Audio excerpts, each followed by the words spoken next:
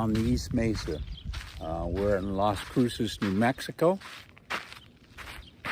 and we're going to try to find them now. I've got to head out here across the street, give you a look at it.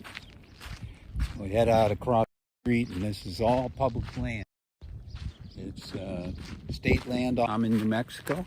Give us a comment, give us a like if you too want to be able to catch the poachers. So here's 3 ways that you can catch poachers and live. No,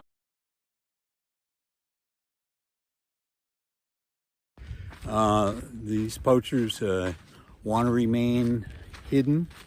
So if enough people go out on public land, legitimately, walking is real nice, or riding horses, it's great. Number 2, Fish, Game, and Wildlife will put cameras out, hidden cameras, to catch poachers. Number 3, you can have the casings that are left. A lot of times these poachers are not real tidy people, and they have the wildlife, Fish and Game, can run fingerprints. Now, let's go to the 4th way. It's a little bit more risky, but it's to take your cell phone like I'm doing today and go out and try to film them in action. Now, this 4th way of handling poachers, people that are killing, in my area, they've killed quite a number of Swenson hawks, poaching them for the feathers, and they've killed 5 cattle belonging to a rancher just south of the end of Dunn Drive. If you head down, if you go out Route 70 to the east, get off at Dunn, Holcomb, and head south on Dunn, you come to the end of the pavement. Please don't go too fast when you get to the end of the pavement, because there's usually a kind of a trough left there by the monsoon rains, and you will damage your undercarriage, and you will leave parts of your car there. I know, because I'm picking them up all the time. Okay, so several types of people that are coming out here to public land. Here's public land, way over there. The sun's in your eyes. Let's bring it back onto me. First, you have people that are taking a walk, taking a horse ride, going out with their children. Particularly fun ways to be on public land. Now, the second way is you have a lot of people drinking alcohol. Third way, you have people drinking alcohol and shooting. Fourth, you have people just shooting.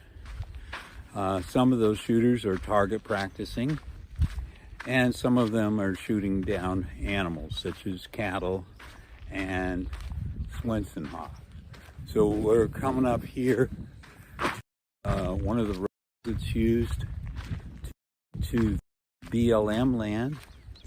What we're looking at now is not BLM land, it's actually public land of Department of Interior. So I'm thinking this is a hawk shooter. One never knows, so I'm not going to film him. Well, I guess I am going to film he or she drove that car right in front of us. They were driving on Gasline Road, which is a legal road that goes to a natural gas line that is from the Mountain High School off Route 70 and down to the big tank in the distance there. See that little light gray tank on the horizon? That's where they're going. So we're going to head down here to where the shooters have been. My wife reports that she did see what she thought was a Swenson hawk. We're going to see if there's still any left. Days ago, I saw two. 2 days ago, I saw one. Yesterday, none. Today, I was out in the morning with my two dogs, Sparkles and Cuddle Bear. They're both kind of cattle, sheep dogs, and I didn't see any sign of where I am now. Distance, you see A Mountain from New Mexico State University. A Mountain extends quite far over through Las Cruces, all the way to the convention center. And it's the largest acreage of landmass for a university in the United States. It doesn't have a terrific number of enrolled students. It could have if they were properly managed and the state properly funded them, but that's not happening. Anyway, that's another live. So if you're out there, I hope you're giving us a like, give us something to go on. Now we're looking down here into the Alameda Arroyo. And we might lose some cellular contact here. So let's just stay positive. If I lose cellular, don't go away. Stay tuned. It'll come back as I go up and down this arroyo. Okay. You can see a lot of people leaving their trash here, even though there's a no dumping sign by the county. And part of that is poverty. We're a very poor state in New Mexico. Doña Ana County is one of the poorest counties in the United States. And they have to charge people to the landfill or to the transfer station that goes. Money, the city or county, and you can pay that fee.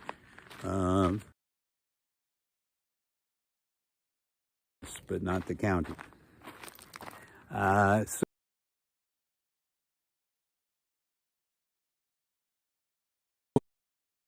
And it's pretty steep here, so I'm going to concentrate on holding my footing. I'm David Bogie. I'm a professor. Been a professor at UCLA, at Loyola Marymount, and line dancing. I don't expect I'm going to be fabulous. And one click away, and the hide and just the bones remain. So it's kind of sad, but again, people need to eat.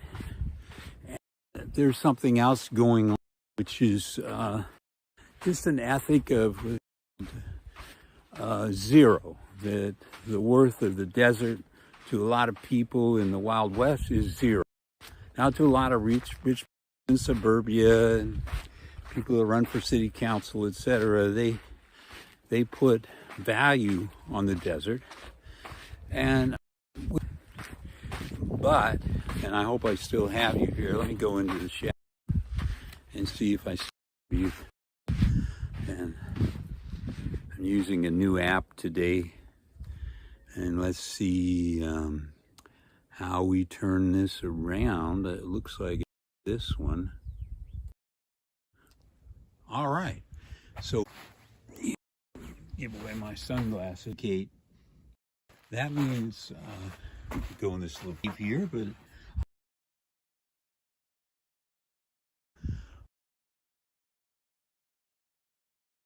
right there.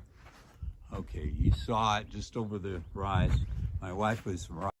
There's still one Swenson hawk here on the East Main. Let's go up here, see if we can get a better look at it. It's just we saw it right up over that. So that's amazing. What's amazing, It's like I said before, I've been out here times a day trying to keep the shooters away, the poachers that are using these shotguns to shoot down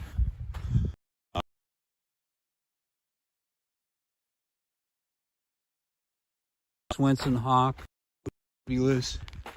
You can go to my website, davidbogie.com/hawk. Here being one Swenson hawk. We don't know if it's a male or a female. And if they're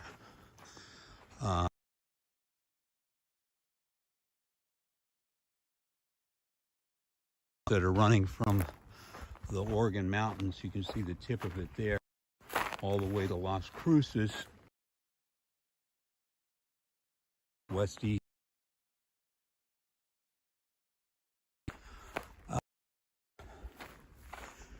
It's up here where the cattle have been hunted. I mean, you don't hunt butchers' cows because, you know, you hanging a fence because it was affecting the survival. Beautiful cactus. You're going to get some nice yellow blooms here that come up once a year. You can see the wire has been cut. And this is not a legal road, but it's okay to hike here. So let's get on up the top here. I know your time is precious. So reminds me of basic training in the Army, where we'd have to run up these sand hills. And you'd have these drill sergeants kicking us in the butt. Ask, can you get up that sand hill? First one up gets leave on the weekend. The rest of you are here riding the range. And I go, riding the range? That sounds pretty good. No, riding the range means kitchen police, KP duty, peeling potatoes, washing dishes. We're up on the, I'm out of breath, south side of the Alameda Arroyo. We're looking in the sky. Beautiful spot there of the Oregon mountains. Las Cruces, fabulous. There's a dove, but that's not a hawk. You might have figured it for yourself, but let's look over there. That little nubby thing at the base of the Oregon mountains is the cave of the hermit who came here in 1850 or so from Italy. He used to put a jacket of spikes on, and I guess he was kind of a masochist and suffer for that was his faith as a monk. I'm not into suffering myself, but I am willing to confront the poacher if I can catch them, and to say, hey, how you doing, and can I offer you some advice, you know, that maybe you're on candid camera, the secret camera of the Fish and Game, or sometimes BLM, Bureau of Land Management, if you're in another country. Bureau of Land Management will put out the thing. There goes another dove. During dove season, it's legal for hunters to hunt out here if they have.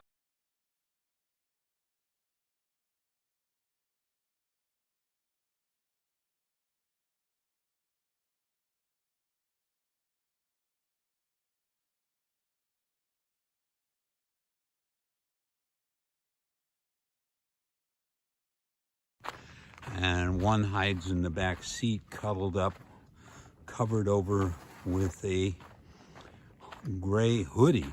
And I'm wondering, maybe that pickup truck is telling me they're out here protecting hawks and cattle but they're really not.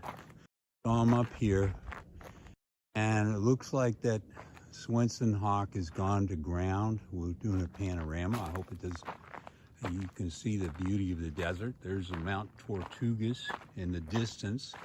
It belongs to New Mexico State University, but it originally belonged to the Tortugas tribe by its own indigenous name, by the way.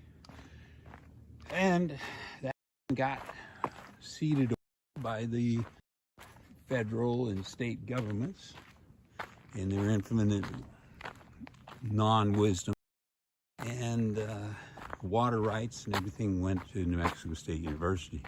And that would be a fine thing if those water actually attended to, but not. So there's good news out here. Looks like the Swenson hawks that is out here. There's one that we just saw, but they mate for life, okay? So where is the mate? Usually this time of year you see both of them flying around, collecting, feeding themselves, getting ready for the mom to be impregnated and to have eggs, and 3, 4, 5, 6 fledglings will be born. That's going to be in a month or so. Then fledglings have to learn to fly. They have to be fed in the nest until they can learn to hunt, fly and hunt. This is things that are parental responsibilities. I've done a number of films at the New Mexico State University when I was a professor, and you can find them at davidbogie.com/hawk. And I've been updating them on YouTube today, so hopefully you would see them. Now, I'm wondering if we're actually connected here. I think we are. Now the sun is bright behind me and on the screen, so you should have good visibility in front of me if we're connected. No, I'm not seeing comments scrolling up the screen, so maybe I didn't default right on this app that I'm using to interface with YouTube Live. But I'm liking the app. It's called Prism. Prism, not Prisma, but Prism. And it's so far living up to its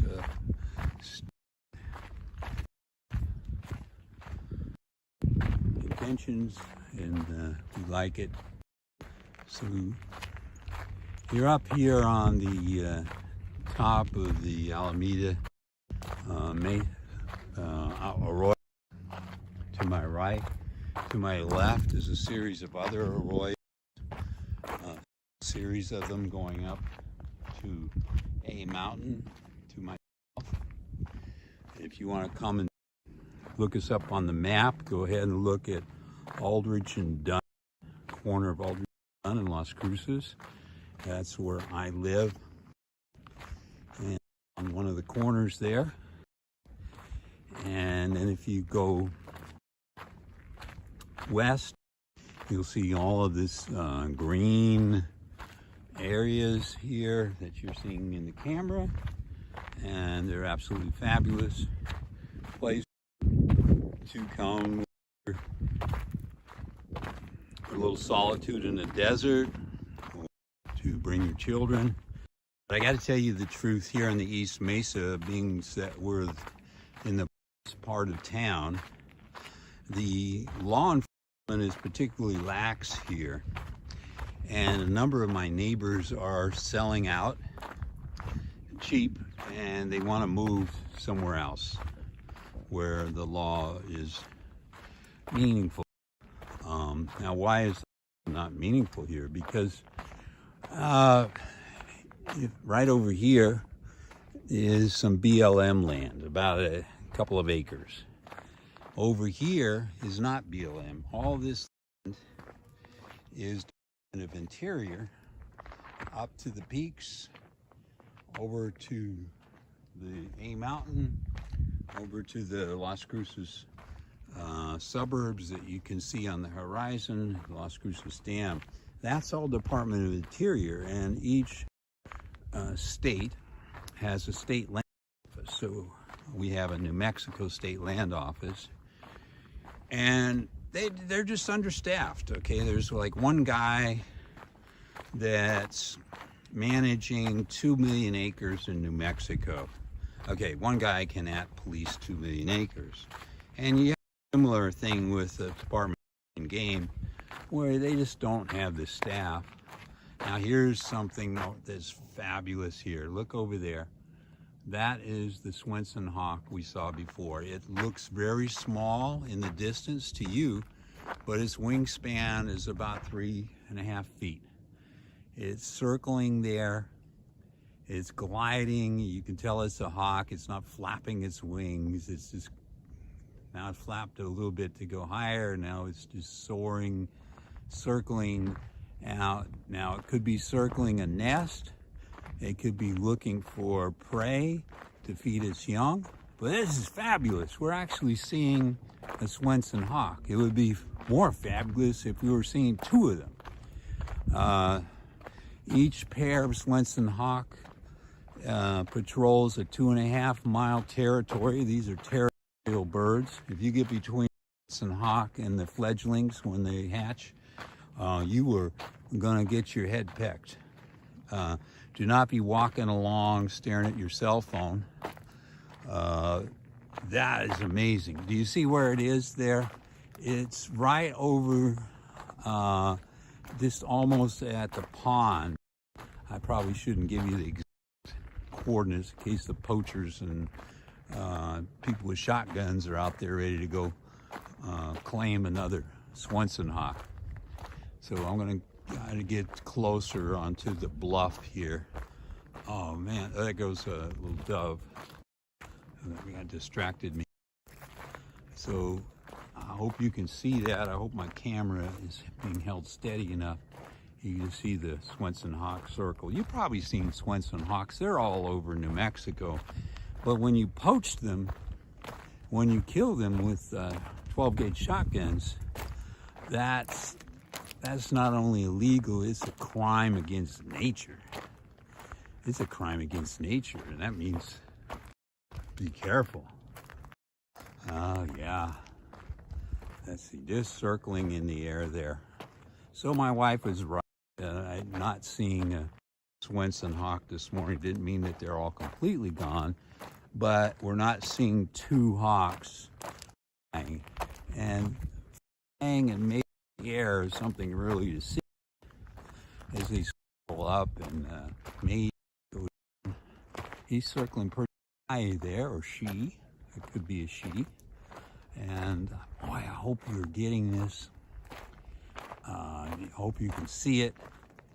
It's just amazing. I'm in awe at the beauty of the Swenson hawk. I wish I had a $1,000 camera to zoom in for you so you could see the Swenson hawk. But put in a comment if you've ever seen Swenson hawk fly, if you ever got dive bombed. I've been dive bombed before. I try to wear a hat. I try not to be walking and staring at my cell phone. Here I'm using a selfie stick. He is gonna fly right over us, right directly over us. He or she is gorgeous with those grayish or white tips. I fell over. Look, I feel like an idiot. I fell over backwards, and he's off. Oh, that's gonna leave some hurt marks. Let's see if he comes back. Yeah, I can see that the camera's still on. There he is in the horizon. Let's see if I can get up. I'm 75 years old. I'm out here trying to protect the hawks.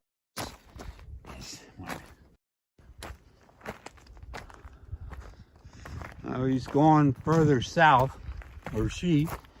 He, she, they, them, however you want to what's politically correct for hawks. I'm walking, I'm okay. I can see in the distance there, very small black dot that you're watching. See if she comes back here, they, them, whatever you want to call the hawk. I don't want to use a politically incorrect term. There it is. Coming closer back this direction. That's amazing. It's just glorious to see this Swenson hawk still alive. I think I'm doing my job out here trying to keep the people with those shotguns away. And so we get to see this fabulous hawk. I do some shamanic drumming on qshamanism.com, and some of my videos are drumming for eagles, but I'm willing to drum for a hawk. I'm going to try to hold this steady and not fall over this time. Let me get my stance here. He's just a little bit south, circling, and he'll probably go right overhead again. Who knows, he or she. Beautiful. Now they're going to migrate all the way down through Mexico, Central America, South America. They have a huge migration distance to cover, and the fledglings got to be real strong because they're going to fly along with mama and dad, and that's going to be amazing. Let's see, I lost him here. Where did he go? She go? Can't see. Can't see anymore. So we either drop down for a nest that's to the south here, or they found some food. She found some food, and that's great because there's not a lot of food here. It's a drought. It's dry. Not a lot of animals around. The soil has been, the topsoil is blown away. It's like the gravel pit that I'm walking on now. It's just wall-to-wall gravel with mesquite and with greasewood plants. But you go down in the next arroyo there, or down the Alameda Arroyo towards Las Cruces Dam. There's actually a couple of dams. And you're going to find out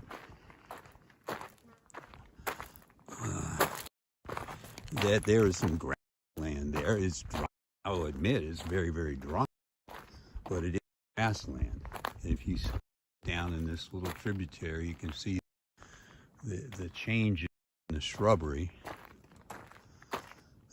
So I'm thinking there might be a nest here in this next arroyo, and that's where this particular Swenson hawk is located. These run east-west, and they are accessible by Jeep, pickup truck, by foot, by horseback, an ATV. I probably shouldn't be giving away all the secrets. You're probably saying, why are you telling everybody? Well, I'm also telling the crooks that you could be on film if I would catch up to you.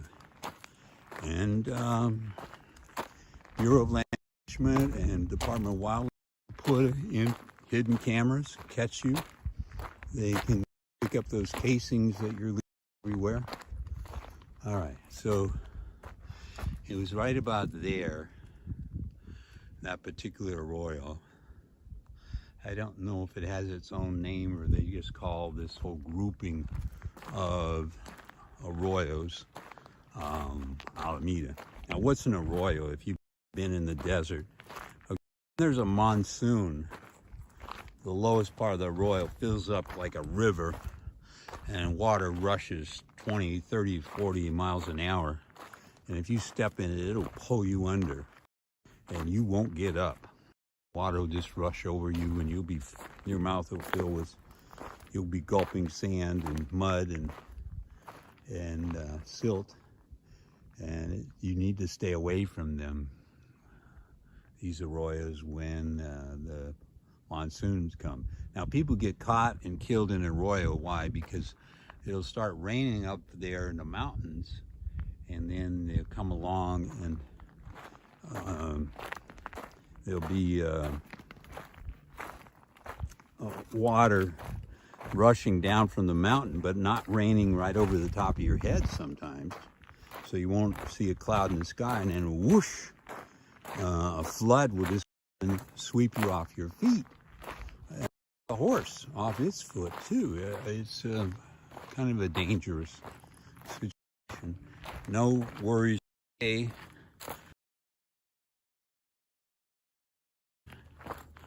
was amazing. I was up in Sacramento getting some training in shamanic meditation and drumming. Michael method. They had amazing water everywhere, and I did films, the sound of water, and films about it everywhere. It's fabulous. All I'm seeing here are bushes, trees at all. But I'll take you to the edge of this arroyo. That's to the south of the main arroyo. So call it arroyo number 2. And let's see if we get any sightings of the Swenson hawk or cattle.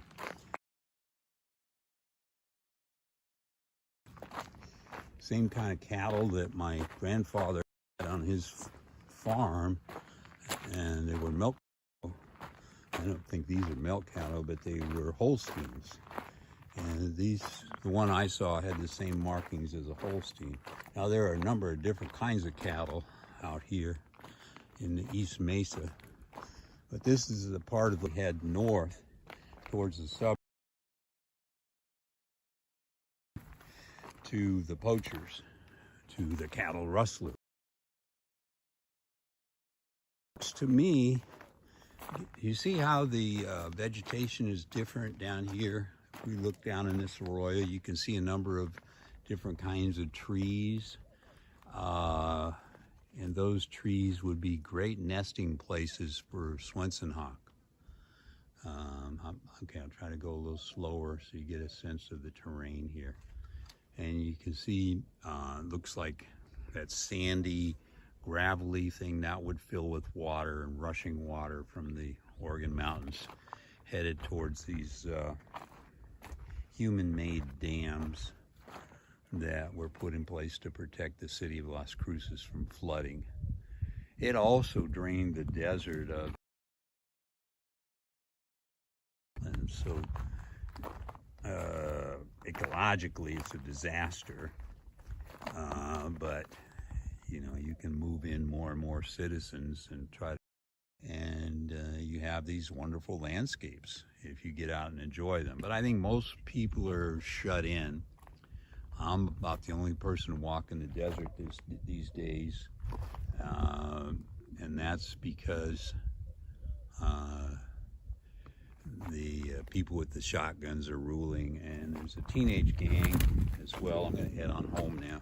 There's a teenage gang and some college students that burn mattresses, burn tires. You would think they're next to war, burn a lot of tires for fuel. And really is ecological air pollution to, what is that, wind blows across El Paso. But here, there's no excuse. I mean, you could burn other things. You burn a lot of pallets, they call pallets, and it looks to me, I had the codes enforcers out when we talked about it, did some forensics, and essentially the gang is operating a business where when he dies in the apartment or house, these people will come and the gang will come and present themselves as a a little business that can move all the household goods and clean the backyard, etc. But what they do to save expenses, and I'm a business professor, so I can talk about business, they come out and burn the mattresses, burn the couches and the armchairs, any spare tires, etc., any blown tires that they have or the client has, they burn those. They burn everything.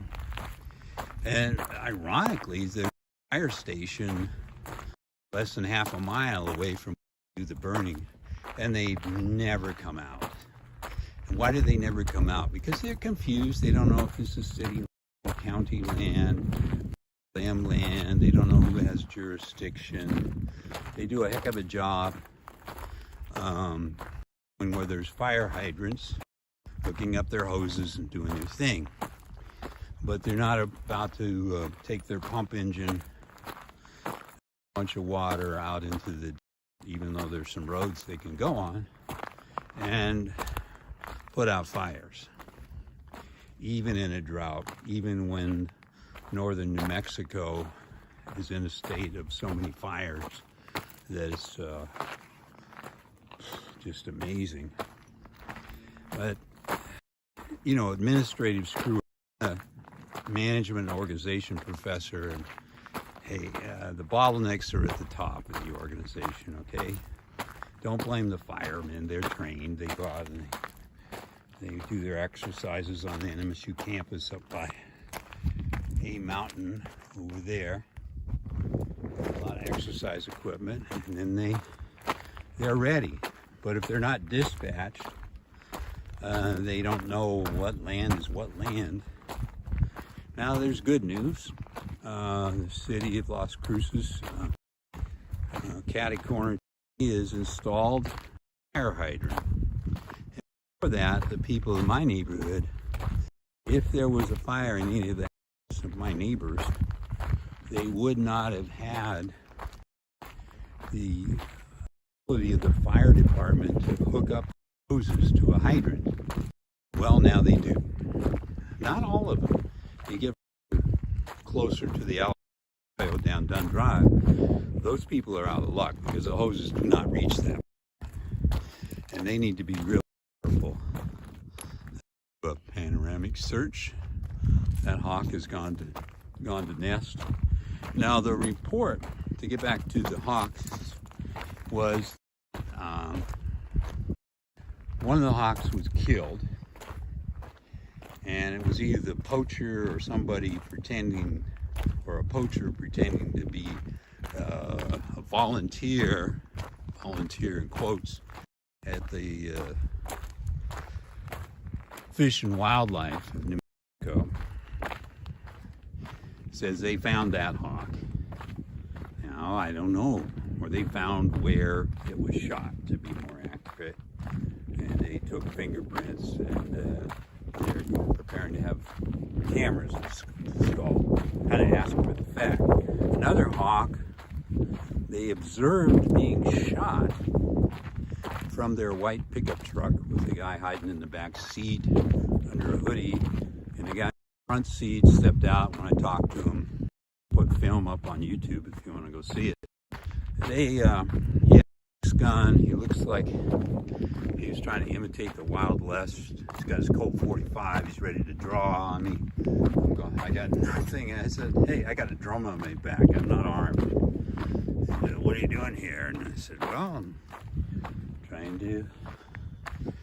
I'm here for the Swenson hawk. What do you know about Swenson hawks? I said, just about everything, because I'm a citizen scientist, professor. I've studied them. I've protected them on the NMSU campus for a number of years. He said, well, those hawks have been shot. Those bounty hunters have got the hawks on the campus, and they're working on the hawks on the golf course. Well, I'm sad to hear that. I don't know if he's BSing me. I don't know if this person in the gray hood has got a underneath that coat he's got around him. I don't know what this is. was doing. I noticed they had no front license plate, and as I got, after our talk, they kind of backed their pickup truck away. If I could have filmed their license plate, I would have, and if I see them again, I will. And that might be why they haven't come back the last 3 days. So let's review. You can protect the ranchers' cattle from cattle rustlers and poachers. You can protect Swenson hawks, or according to the International Bird Treaty, Life Bird Treaty, rights to fly from South America, Central America, Mexico, up into New Mexico, northern states, up into Canada. When it gets too cold, they start migrating. They take their slings, they're called, and they head on back to warmer habitat. And so right now it's end of April, May, June, July, August, September, and they're going to start to go away. They might last September, October, but they're going to be gone by November. Then they're going to head south, cross a number of countries, rest, feed, keep flying, and they're going to come back again to where they were parents, or they were fledglings, were born, try to stake out their own territory. I got a lot of love for the hawks.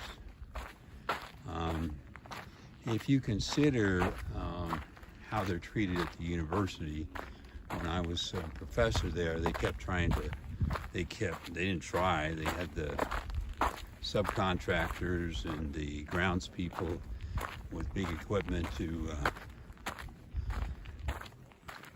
tear down the nest from the trees. It was by the dance studio there.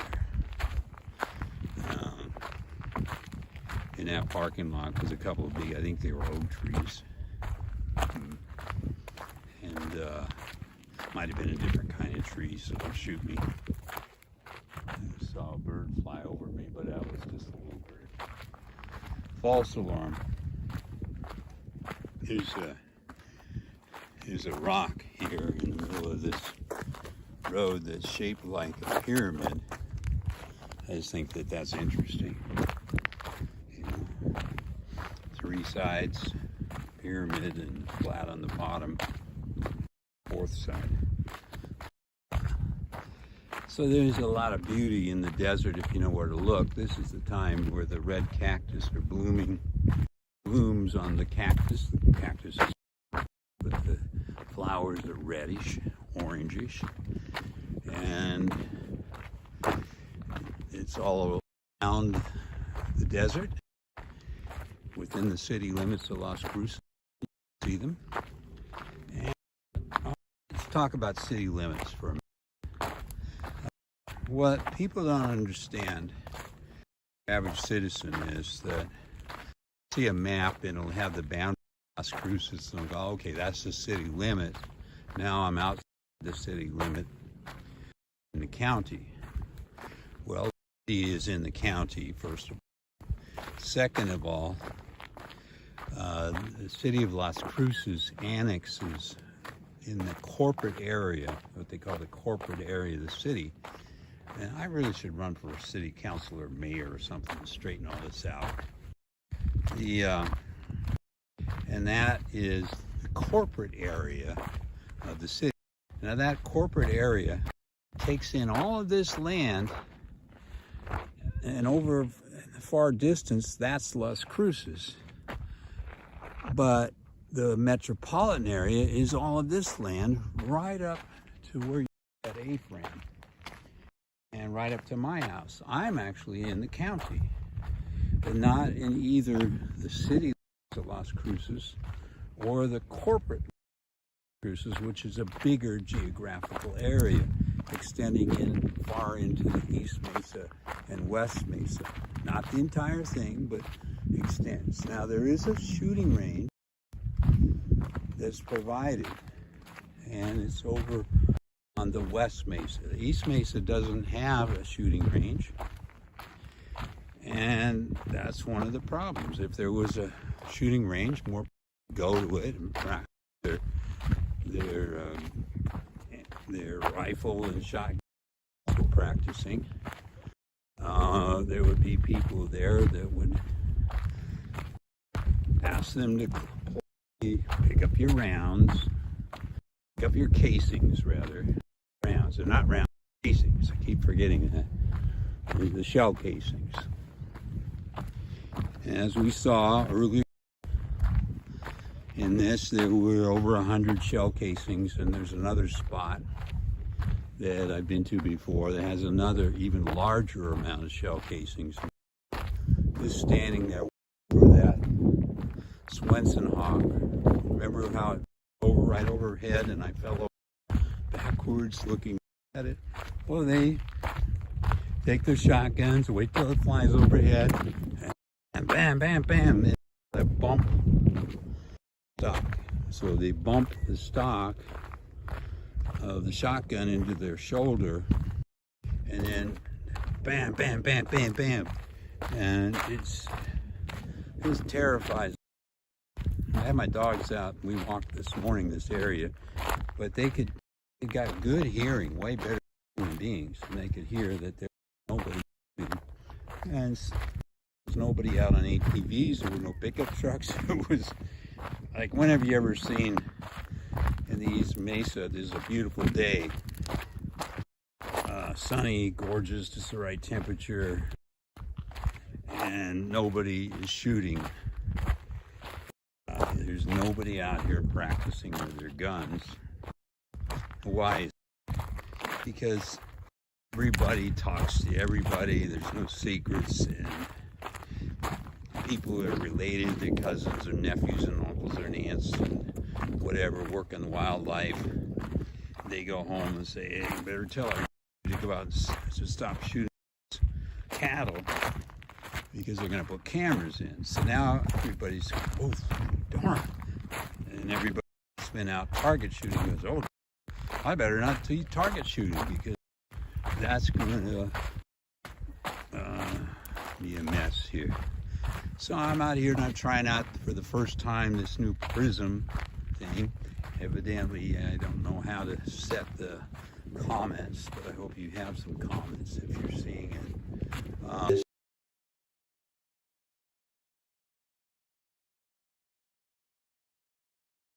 Okay, you're going to look at my ugly mug for a while as we make the trip home. For some reason, Prism has better cellular relationship than trying to go direct. There are some behind me. That's off there is where we saw the shotgun shells.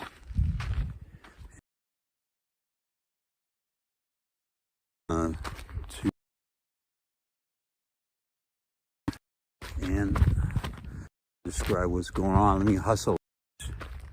Hill lit up with tracer rounds, and what used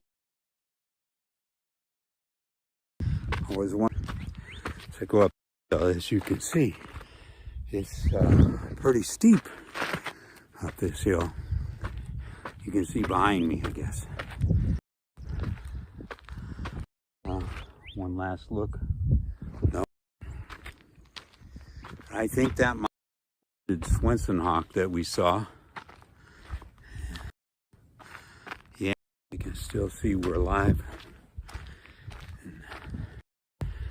Whew. 75. I'm not exactly going up those hills. I'm going to stay 4 cancer survivors. Thanks to MD Anderson. Had 3 cancers to prostate and lymph node. Were very, very aggressive. Reached the wall of the prostate. Local doctor says, "Hey, put your house in order. You don't have that many years to live, if any. So went for MD Anderson on her second visit. On the last day, finally got to the medical. I was transferred to the medicals on a surgical oncologist, and usually they just cut the prostate out, but this one was pretty good. By the way, the third kind of cancer was a kidney cancer, and it wasn't aggressive. In fact, when they did a biopsy, they popped the thing. It's smaller than it was. Pop a cancer tumor, you're like releasing literally billions of cells into your body. But hopefully, and according to the CT scans and with iodine, with some kind of radiation material, and the bone scan and all that, I'm an A+, survivor. You have the androgen deprivation therapy, ADT. They give that to us, and it lowers the testosterone. You get the Luprin's shot. But on the last day, on Friday, the doctor said, hey, and he was a medical oncologist, and he's the one I wanted to be speaking to all along.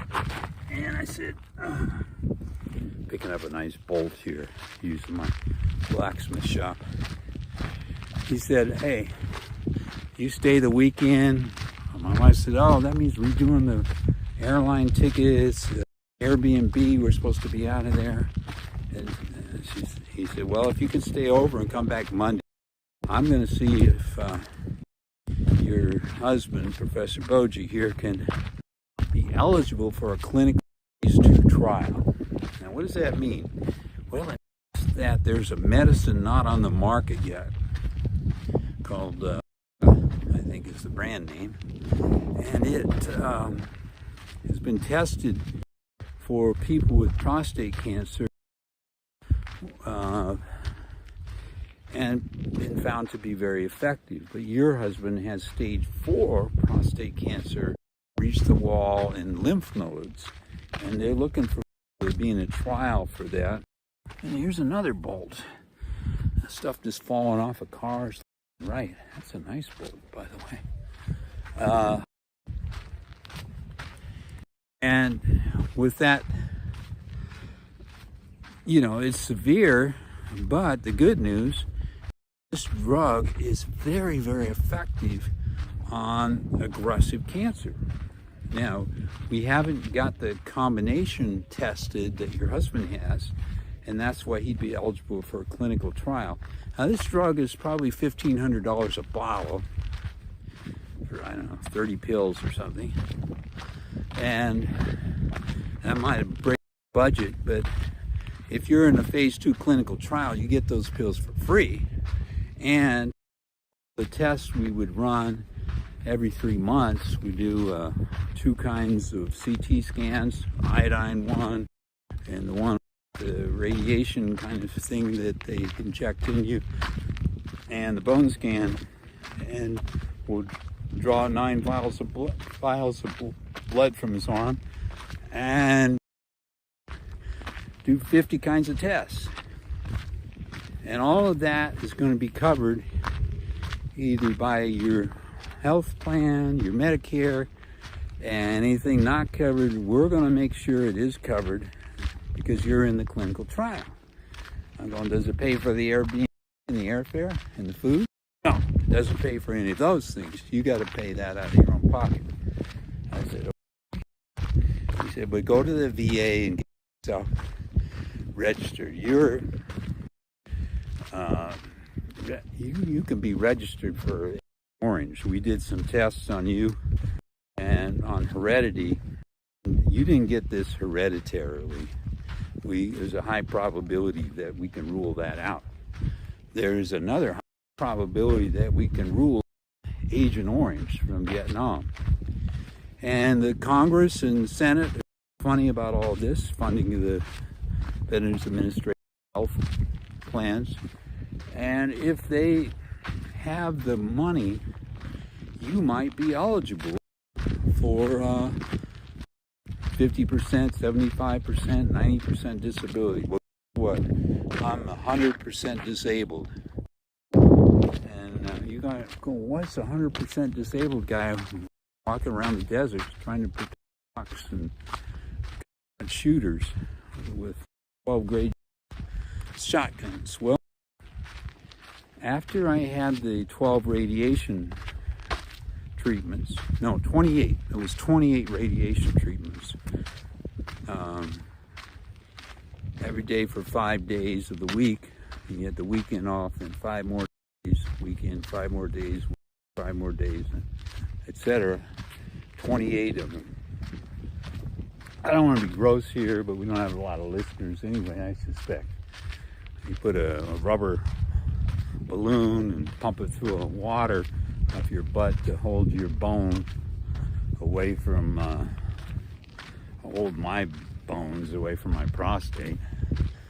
So, the first 20 sessions they didn't do that, but they said, your last 8 sessions, you're gonna have the bubble, the balloon.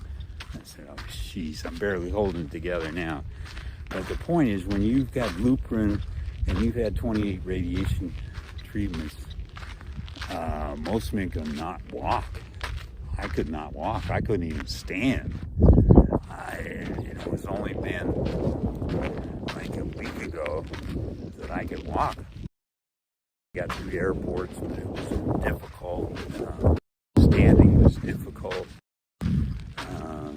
Sometimes impossible without lots and lots of pain. But my body is adjusted to the Lupron shots, to ADT, androgen deprivation therapy, and it's adjusted to the now I'm in a garage and I can see you. So hopefully we were live, and I understand if I press in now, you're all going to disappear. Well, thank you for being there. I don't know if we had any comments or not. I'm not sure how comments work on this. Maybe you could put the Armory, Professor Boji, formerly of several different universities, but still an active writer, 28 books, 150 articles, still out there. Goodbye.